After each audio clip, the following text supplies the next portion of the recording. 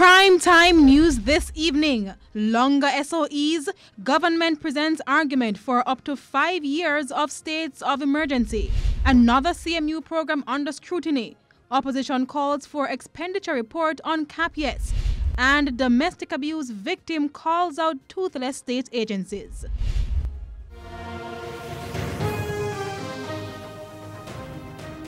Good evening and welcome to Primetime News, both on air and online at onespotmedia.com. I'm Herman Green. And I'm Janella Precious. Also this evening, the top business stories of the day. Milton Walker has our preview. Milton? Yes, Janella, the IMF has a very novel idea. It wants Jamaica to copyright the concept of the Economic Program Oversight Committee that oversees the IMF program. It wants Jamaica to copyright that idea. We'll tell you about that story in the Business Day. That's Epoch. Interesting. From business, we go to sports. Spencer is here with our preview. Spencer? Thank you very much, Herman. Well, following the World Cup, the Reggae Girls have another assignment coming up later this month, but they will be without the services of their influential captain. We'll tell you why when we return with the details later.